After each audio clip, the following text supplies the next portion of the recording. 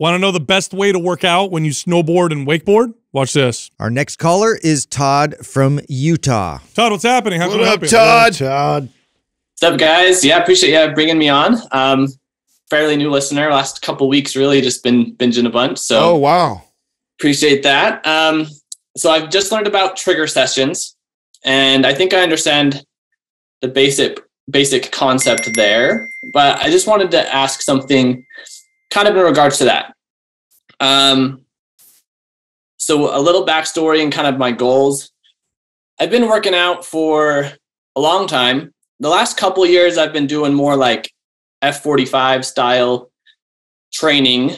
But this year, I'm really just trying to work on like strength, like traditional gym strength exercises. Part of the reason for that is I think due to my snowboarding and wakeboarding, my left leg is significantly weaker. So I really want to focus on kind of bringing that up. That being said, on my rest days, I do like to do that more high intensity cardio, whether it's like sprint intervals or rowing intervals or more like explosive plyometric type training. But is that too much for like those trigger sessions? Is that going to be like a trigger session that's going to actually weaken the rest, or kind of where's the balance there? Yes, that's the biggest mistake that people make with the trigger sessions is actually doing too much.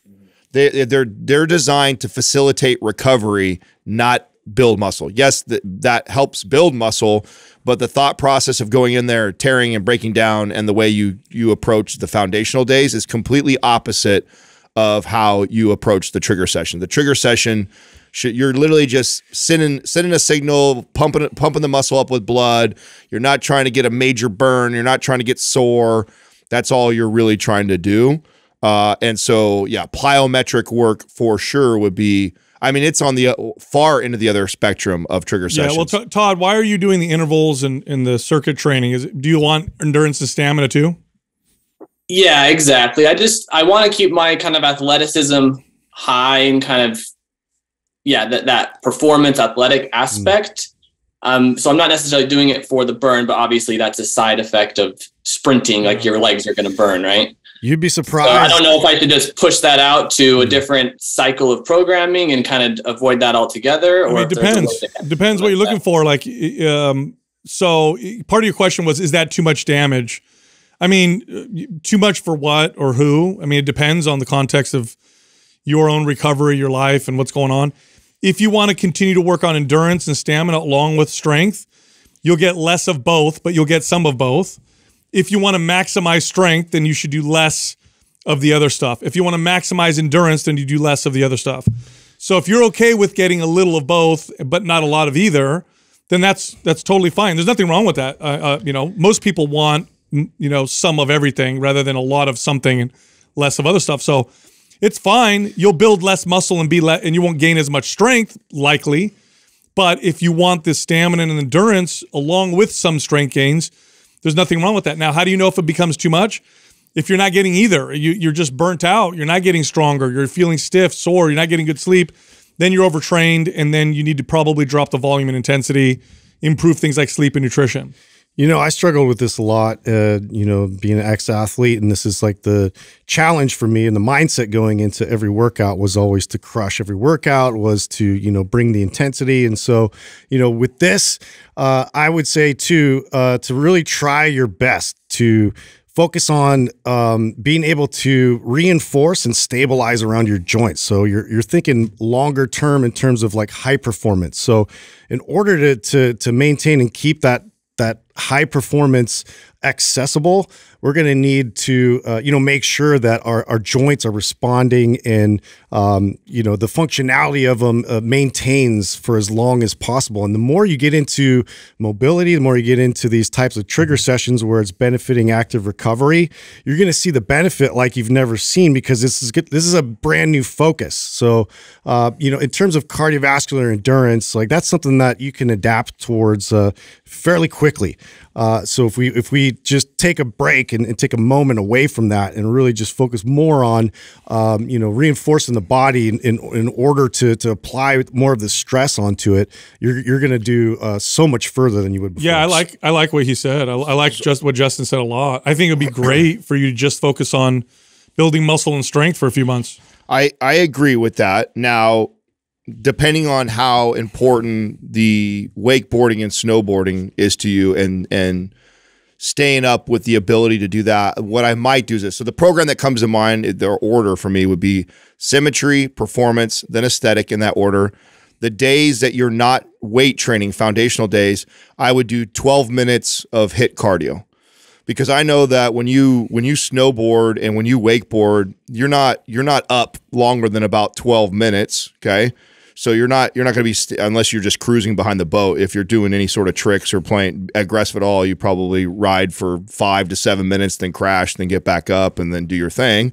Same thing with snowboarding. You're never riding down the mountain longer than 5 to 8 minutes to get down to the bottom. Even if you're riding one of the big places like Squaw Valley or like in Park City area, like you're not riding long. So that 12 minutes of HIIT cardio will give you enough of the stamina endurance that you need to be good at your sports that you love doing. And it's probably not going to impede that much on your strength training. If you were to go do long bouts of cardio, lots of plyometrics, in addition to that, I don't see you building on strength, but I think you can absolutely build strength and still keep a little bit of that cardio endurance that you want. So when you hit the mountain or when you're wakeboarding, you don't feel like you're gassed. Well, Todd, are you going to be, because this brings up something else. Are you able to snowboard now? Are you doing that now while you're training?